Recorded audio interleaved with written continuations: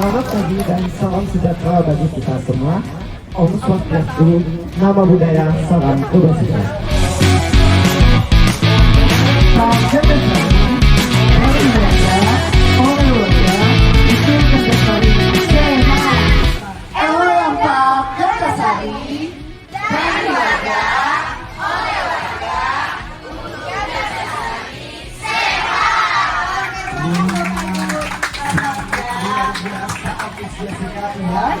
Jelas kita melakukan SKS kami persilahkan. Gimana kabar tentang batuk pilek? Kita kasih aplaus dulu. Luar biasa gitu ya. Ya, jahe merah gitu ya supaya ini dari Sebelumnya yang kami hormati Bapak RT dan Ibu-ibu RT kan mewakili Pak RT-nya ya. Segala macam upaya yang dilakukan, pendekatan dan sebagainya begitu cakep terhadap lingkungan. Izin dalam kesempatan kali ini saya mewakili aparatur pemerintahan setempat. Harusnya sih dari kelurahan karena ya beliau mungkin ada kesibukan yang lain. Namun kondisi ini tetap perlu ditangani dengan cepat gitu ya, agar tidak memperburuk atau memperparah kondisi dari yang terkena oleh batuk dan pilek ini. Nah, saya jelaskan kembali ya, jalan kita pada hari ini yaitu untuk mengalir, melawan, dan mencegah batuk pilek. Apa itu batuk pilek? Gimana cara penularannya? Gimana mencegah biar tidak penularan? Serta cara mengurangi gejala-gejala batuk pilek. Berlama-lama lagi kita akan masuk ke sesi utama kita, yaitu pemaparan materi. Kepada teman-teman kami, Kak Dwi dan juga Melani, kami persilahkan. Warahmatullahi wabarakatuh. Selamat pagi menjelang siang Bapak Ibu semuanya. Gimana kabarnya hari ini? Masih semangat gak? Masih semangat ya? Habis mengerjakan kuis kecil-kecilan, kita mau belajar dulu ya Bapak Ibu ya, biar kita tahu sama-sama apa sih jawabannya. Sebelum itu, perkenalkan, nama saya Di, dan saya Kak. Dan saya Ella.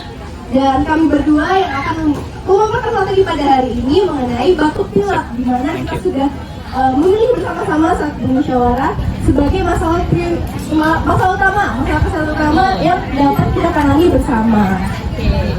Nah, Bapak Ibu, sekarang masih ada nggak yang lagi batuk atau lagi pilek nih sekarang? Masih ada ya? Oh, lumayan banyak nih. Oke, pas banget kita hari ini bakal bahas tentang apa sih itu batuk pilek, terus apa penyebabnya, gimana cara penyebarannya, tanda gejalanya itu bagaimana sih, dan bagaimana kita bisa meredakan keluhan-keluhan yang ada dari batuk pilek ini, Bapak Ibu. Nah, kira-kira menurut Bapak Ibu ini masalah yang sepele atau masalah yang harus kita tangani? Harus kita tangani, oke. Nah, kita tanpa berlama-lama lagi, kita langsung aja bahas soal masalahnya ya Bapak Ibu ya. Batuk pilek itu bahasa kerennya adalah common cold. Nah, common cold ini apa sih? Common cold ini adalah infeksi saluran pernapasan yang bersifat akut, Bapak Ibu. Ada yang pernah dengar istilah akut gak di sini? Akut, ada yang pernah dengar? Ada. Bapak Ibu pernah dengar istilah akut? Akut, kronis gitu. Udah tahu ya? Oke, belum pada tahu ya? Belum pada tahu. Kita kasih tahu ya Kak Dwi ya. Jadi, Bapak Ibu, masalah akut itu masalah yang sifatnya singkat gitu. Masalahnya singkat. Terus dia itu langsung muncul seketika. Kalau batuk pilek sendiri biasanya berlangsung maksimal 3 minggu. Kalau Bapak Ibu pengalaman pribadi berlangsung berapa lama batuk pileknya? 2 minggu. 2 mingguan lah ya. 2 mingguan aja. 2 mingguan ke rata-rata. Oke. Nah, biasanya keluhan yang biasa kita keluhkan tuh kayak hidung berair, terus tersumbat, ada bersin, iya bisa sampai pusing, terus juga tenggorokannya gatal dan disertai batuk Bapak Ibu. Nah, nama virus yang menyebabkan batuk pilek ini namanya rhinovirus Bapak Ibu. Iya, lalu karena walaupun akut atau singkat terjadinya, tapi kan gejala-gejala seperti yang sudah disebutkan Kakak Ella tadi mengganggu aktivitas Bapak Ibu nggak? Betul. Mengganggu. Betul. Pusing pusing ya kalau mau ngapa-ngapain pusing. Oke. Nah, sekarang kita mau lihat nih faktor resiko atau faktor pencetus atau faktor penyebab. Nah, kita bisa lihat yang pertama adalah keramaian dan interaksi sosial. Menurut Bapak Ibu nih, tempat-tempat yang ramai itu tempat-tempat seperti apa sih? Coba tempat yang Tempat yang ramai. Pasar. Apalagi Bapak Ibu?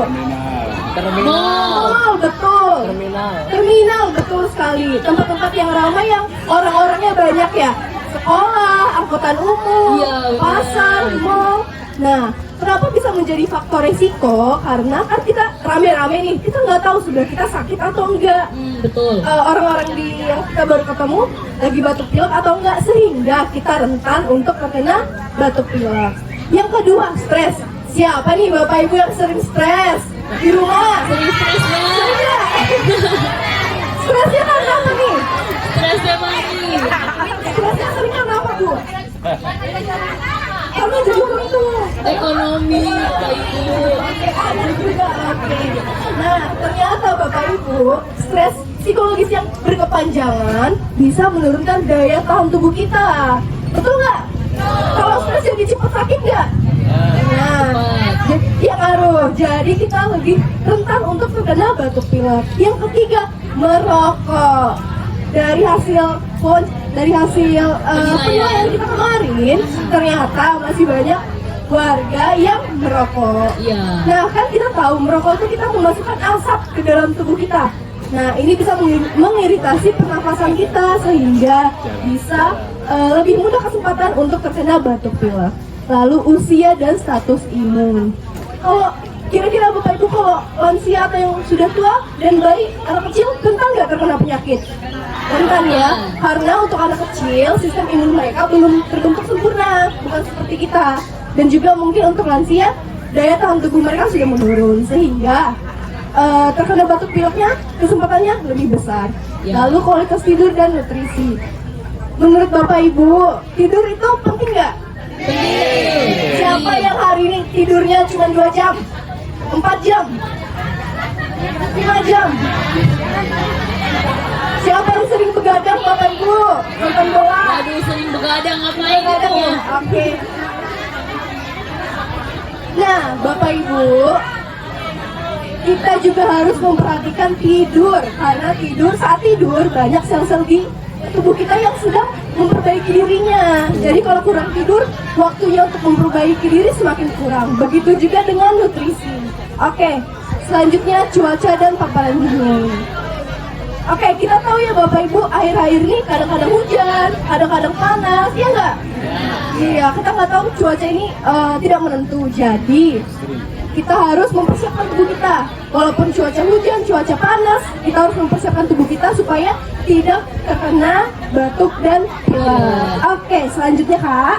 Oke, selanjutnya kita mau sama-sama lihat tentang tanda dan gejala yang bisa muncul. Selain batuk, selain pilek, biasanya keluhan-keluhan yang bisa dialami itu juga kayak demam. Nah, demam itu kalau sakit kepala, kalau demamnya kita ukur pakai termometer, itu biasanya 37 derajat Celcius ke atas gitu.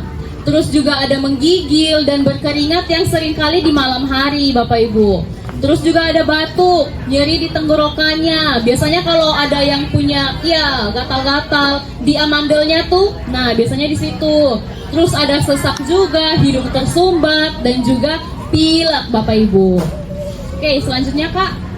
Oke, selanjutnya selain tanda dan gejala yang tadi, ternyata ada penurunan nafsu makan. Kalau Bapak Ibu sakit, suka nggak nafsu makan nggak? Iya kan?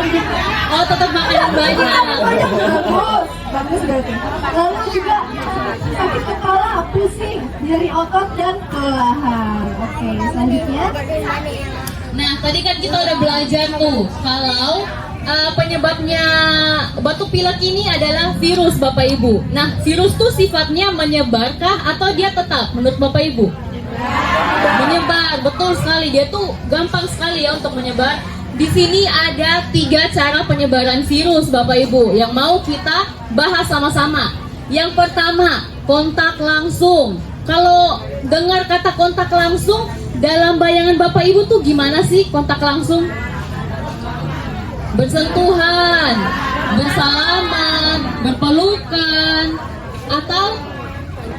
kecil terus kita cium-cium. Nah itu kontak langsung. Virus itu dia gampang menyebar kalau ada kontak langsung. Kita berkontak terus kita pegang badan kita. Nah itu juga virusnya malah masuk ke badan kita yang sementara lagi rentan. Faktor yang kedua yaitu kontak secara tidak langsung. Kontak secara tidak langsung ini bagaimana? Misalkan ada benda yang tadinya dipegang sama orang yang lagi sakit, terus kita yang dalam keadaan sehat kita pegang, terus tangan kita pakai buat pegang wajah, kita pakai kucak-kucak mata, disitulah virusnya malah menjangkit tubuh kita. Kita juga kena sakit yang sama, Bapak Ibu. Yang ketiga, faktornya adalah droplet. Bapak Ibu pernah bersin atau batuk terus ada percikan yang keluar gak? Ada.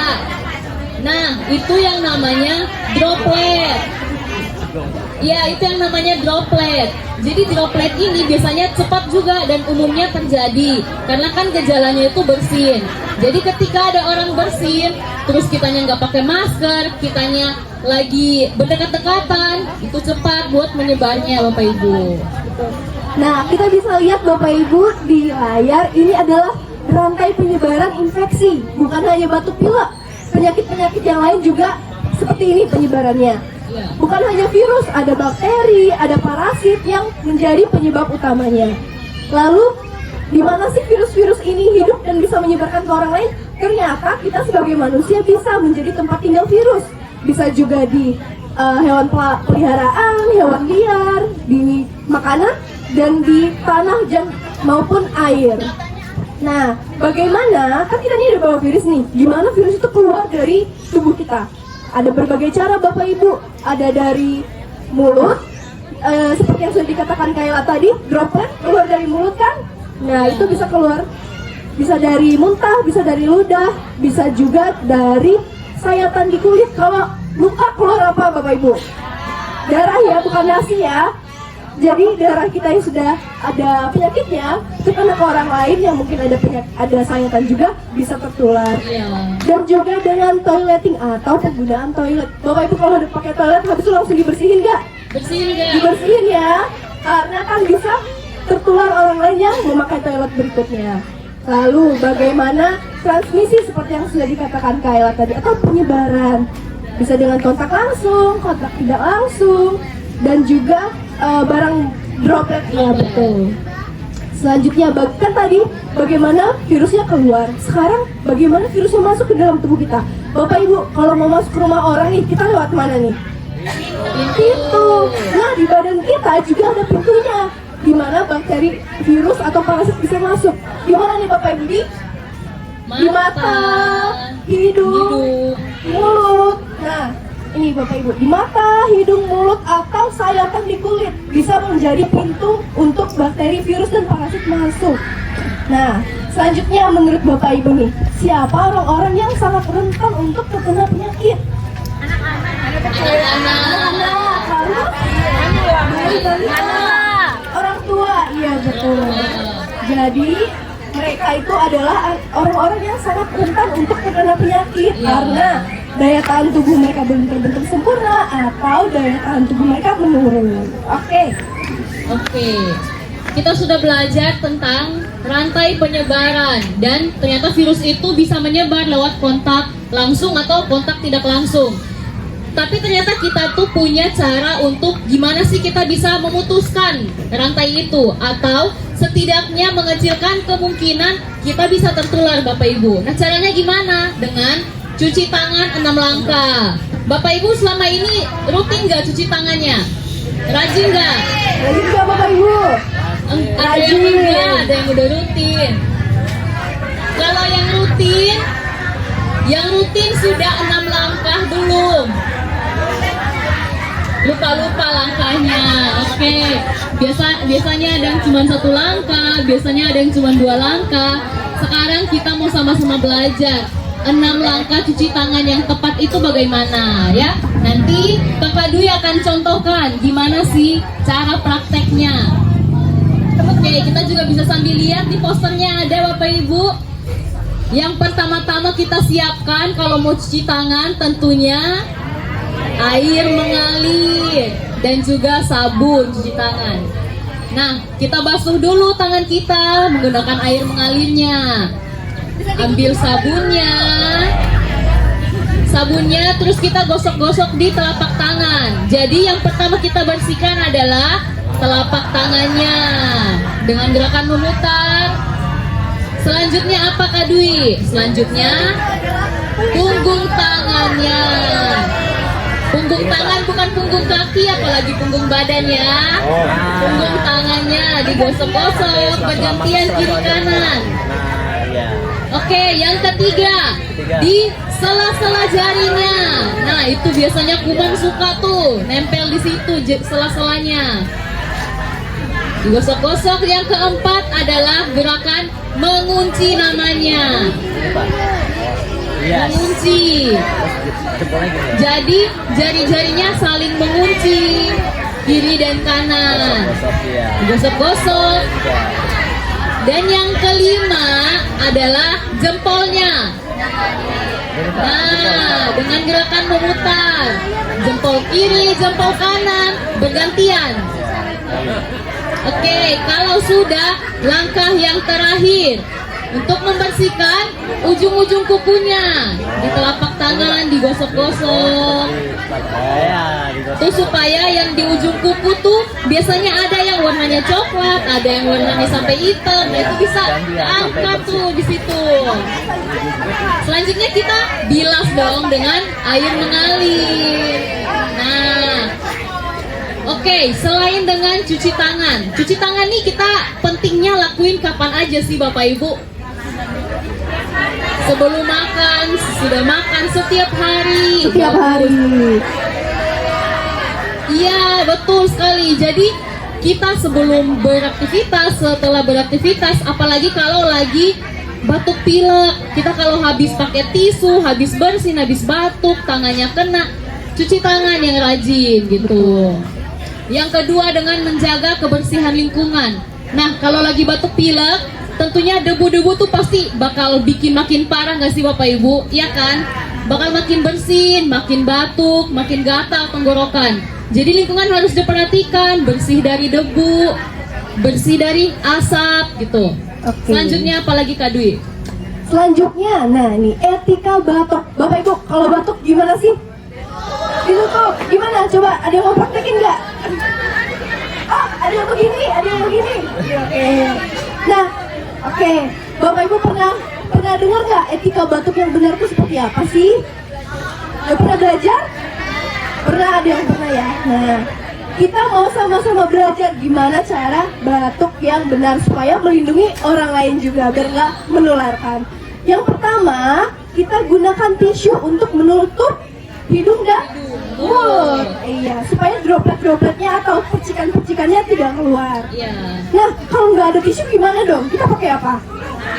Betul. Gimana dong? Caranya? Iya. Benar Kita pakai banget. siku bagian dalam seperti ini. Nah, pakai kerudung. Boleh, nanti kerudungnya habis diganti ya Bu ya. Oke. Di dalam siku. Nah, saat batuk, jauhkan wajah dari orang-orang. Jangan sengaja batuk. Ada orang depan sengaja batuk begini. Gimana Kak kalau batuk Kak? Harusnya kayak gini. Nah, gimana Bapak Ibu batuknya? Nah, oke. Sudah pada paham cara batuk yang benar? Sudah. Nah, Kelihatannya sudah. selanjutnya kalau kita tadi pakai tisu, jangan lupa tisunya dibuang, jangan disimpan. Kita simpan virus ya dong. Ya nggak Bapak Ibu? Iya. Dibuang ya. Nah, dan yang terakhir jangan lupa cuci Tangan. Oh, udah pada belajar cara cuci tangan yang benar. Oke, selanjutnya ventilasi yang memadai. Bapak Ibu, kenapa sih penting menjaga ventilasi saat sakit seperti ini? Ada yang tahu nggak? Kenapa? Udaranya Kak. Udaranya masuk betul. Nah, kita harus jaga ventilasi. Siap. Bapak Ibu sering nggak rutin nggak buka jendela, buka pintu di Di rumah? rumahnya. Rutin iya, supaya udara segar bisa masuk, udara yang di dalam bisa keluar, sehingga virusnya tidak terperangkap di satu ruangan. Betul. Nah, selanjutnya Kak. Oke. Dari tanda gejala, dari keluhan-keluhan yang sering kita alami Bapak Ibu kalau lagi batuk pilek. Nah itu kan mengganggu ya, mengganggu aktivitas kita, mau ngapa-ngapain jadi nggak enak. Ada cara kita bisa meredakan gejala-gejalanya. Nah gimana sih? Yang pertama dengan istirahat yang cukup. Nah, istirahat itu kan penting banget Bapak Ibu untuk bisa memulihkan kembali tenaga kita, bisa lebih kuat, pemulihannya bisa lebih cepat. Kalau tidurnya masih di bawah 7 sampai 8 jam, susah sembuhnya gitu. Pulihnya juga bakal lama. Idealnya berapa Bapak Ibu? 8 jam, betul banget. Yang kedua, makan minumnya dijaga. Kalau lagi batuk pilek, makan gorengan, minum es. Waduh. Ya kan? Malah makin parah. Jadi harus hindari yang goreng-gorengan, pedes-pedes, apalagi es tuh. Harus dikurangin kalau lagi batuk pilek. Kalau bisa bukan kurangin Kak Dwi, tapi hindari. Hindari dulu, makan Ya. makanan yang sehat dulu ya Kak ya. Betul. Yang ketiga dengan menjaga kebersihan mulut dan hidung. Kebersihan mulut tentunya dengan menggosok gigi 2 kali sehari. Kebersihan hidung gimana? Kalau kita pilek itu berair, meler terus. Harus dibersihin, tisunya disediain kalau mau keluar, terus kita harus bersihin biar gak jadi kotoran yang menyumbat gitu Bapak Ibu, napasnya bisa lebih lega. Dan melakukan aktivitas fisik yang cukup. Walaupun sakit nih, kayaknya saya males nih buat gerak, maunya rebahan aja terus.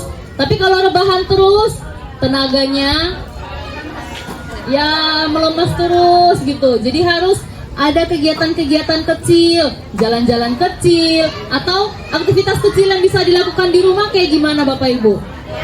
Nyapu, ngepel gitu. Iya, harus tetap bergerak. Oke, selanjutnya. Nah, dari hasil musyawarah kita bersama Bapak Ibu, kita menemukan cara pemanfaatan jahe merah untuk meredakan batuk dan pilek. Nah, di atas ada kandungan-kandungan jahe merah, ada monoterpen, sesquiterpen. Nah, di sini berguna untuk mencegah atau mengurangi pembentukan radikal bebas di dalam tubuh kita. Nah, asam amino, vitamin, serta unsur mikro seperti besi, tembaga, chromium, nil, dan strontium berguna untuk menjaga metabolisme tubuh kita Bapak Ibu. Nah, ini kan kandungan-kandungan dalam jahenya. Selanjutnya, cara memanfaatkan jahe merahnya Bapak Ibu. Ternyata sebelum kita memanfaatkan, kita harus tahu nggak dulu manfaatnya apa? Harus tahu manfaat Harus tahu ya. Nah, ada antiinflamasi Bapak Ibu yang dapat meredakan peradangan pada saluran nafas sehingga nafas kita lebih lega. Betul. Ada juga imunomodulator untuk meningkatkan daya tahan tubuh saat melawan virus. Jadi tubuh kita lebih kuat nih Bapak Ibu dalam melawan virusnya. Ada juga antioksidan yang membantu melawan radikal bebas dan mendukung pemulihan tubuh kita. Ada juga kandungan gingerol dan sorbitol yang dapat melebarkan pembuluh darah sehingga kita merasa tubuhnya lebih hangat. Oke. Selanjutnya, karena kita udah tahu nih, jahe merah ternyata bermanfaat kalau kita lagi dalam kondisi sakit. Kalau gitu kita mau tahu gimana sih cara kita memanfaatkan jahe merahnya. Bapak Ibu pernah nggak pakai jahe merah? Pernah. Dijadiin jamu gitu pernah? Pernah, oke. Nah, yang kita pakai tentunya rimpangnya itu, akarnya, bukan daunnya, apalagi batangnya. Itu kita bisa rebus, kita bisa parut, atau ada juga yang bisa dijadikan bubuk. Terus nanti kita seduh dengan air hangat, jadi minuman jamu atau jadi minuman herbal. Tapi dalam pengolahannya kita harus perhatikan kalau ada anjuran-anjuran nih menurut kesehatan. Yang pertama, kalau ibu hamil itu maksimalnya konsumsi 1 gram saja per hari jahe merahnya. Karena apa? Karena kalau ibu hamil mendekati hari perkiraan lahir, itu tuh udah nggak boleh mengkonsumsi lagi Bapak Ibu, karena bisa bikin pendarahan kalau melahirkan gitu. Kemudian yang kedua, tidak dianjurkan untuk anak usia di bawah 2 tahun. Kenapa sih? Karena anak usia di bawah tahun itu lambungnya belum kuat, lambungnya belum sesempurna orang dewasa gitu. Jadi kalau dimasukin jahe yang sifatnya panas, pedas, lambungnya bisa iritasi, bisa sampai luka. Kasihan anaknya nanti. Terus tidak dianjurkan untuk orang dengan masalah perdarahan atau lagi minum obat pengencer darah, atau orang yang mau operasi. Itu dia karena bisa meningkatkan risiko pendarahan. Oke, selanjutnya kita lihat takarannya Bapak Ibu. Nah, takaran yang disarankan berkisar antara 1 sampai setengah gram dengan pemberian biasanya 30 menit atau 1 jam sebelum makan. Kalau nggak ada timbangan gimana tuh cara ngukurnya, Bapak Ibu? Nah, di sini ternyata 1 gram jahe sama dengan 1 sendok teh jahe parut atau setengah sendok teh jahe yang bentuknya sudah bubuk, Bapak Ibu. Dan dianjurkan juga mengonsumsi jahe merah tidak lebih dari 5 gram. Oke, berarti tidak lebih dari 5 gram, berarti nggak boleh lebih dari 5 sendok teh. Oke, karena dosis yang berlebihan dapat menyebabkan diare, produksi asam lambung yang meningkat, dan juga tukak lambung atau adanya luka di dalam lambung kita. Oke, Bapak Ibu, kita kan sudah tahu nih manfaat jahe merah, udah tahu penyebab batuk pilek, cara pencegahannya, dan cara penularannya. Kita berharap ini bisa bermanfaat kepada Bapak Ibu semua, dan kita mau menekankan bahwa jahe merah ini tidak menyembuhkan, tetapi meredakan gejala batuk dan pilek. Kalau kita redakan gejalanya, aktivitas kita sehari-hari bisa semakin lancar. Nanti kalau Bapak Ibu masih batuk pilek dan disertai gejala-gejala yang lebih lanjut seperti sesak atau dadanya berdebar-debar, bisa segera ke fasilitas kesehatan. Oke Bapak Ibu? Oke, sudah paham belum semuanya? Paham ya? Udah. Oke, ada yang masih bingung nggak? Enggak, mantep. Bapak ibunya udah pintar nih Kak Dwi. Iya, udah tahu cara cuci tangan yang benar. Iya. Cara batuk yang benar. Betul. Udah tahu juga gimana pakai jahe merahnya buat menenangkan tubuh kalau lagi batuk pilek. Nah, kalau udah pada paham nih, itu berarti tugas kita di depan sini udah selesai Kak Dwi. Iya. Udah pada paham semua. Betul. Kita harap dapat berguna untuk Bapak Ibu sekalian ya. Iya. Jangan cuma lewat tapi dapat dipraktekkan. Oke. Kalau gitu langsung aja kita pamit undur diri. Nama saya Dwi. Saya Ella. Kita pamit undur diri. Wassalamualaikum warahmatullahi wabarakatuh.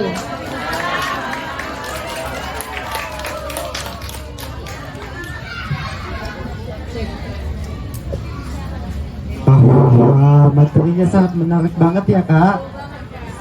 Ternyata saya baru tahu nih Kak, ternyata cuci tangan itu ada langkah-langkahnya Karena nih tadi Kak. kita ada soal, sekarang kita mau ngerjain lagi soalnya. Coba kalau Bapak Ibu lihat di balik kertasnya itu ada soal lagi. Nah itu sekarang akan kita kerjakan. Soalnya mungkin sama ya atau nggak tahu. Tapi pastinya Bapak Ibu akan lebih mudah untuk mengerjakan soalnya ya. Oke. Waktu yang kita berikan mengerjakan soalnya sebanyak 2 menit. 2 menit dimulai dari sekarang.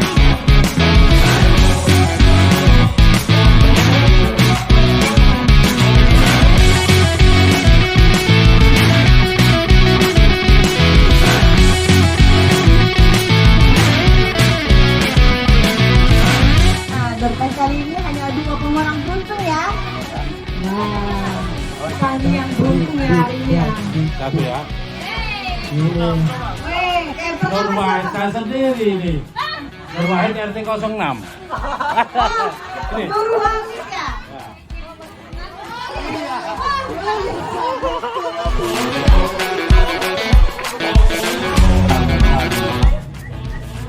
Luni RT 07.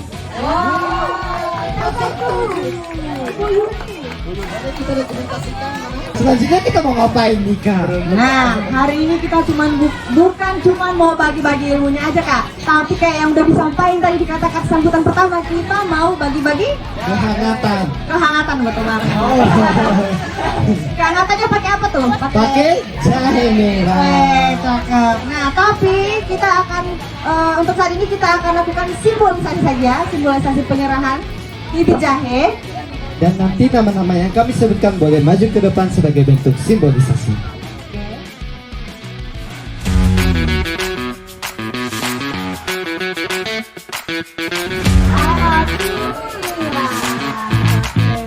Sekian penyampaian dari saya. Saya Panto Wisnu dan teman saya. Saya Nite. Wassalamualaikum warahmatullahi wabarakatuh.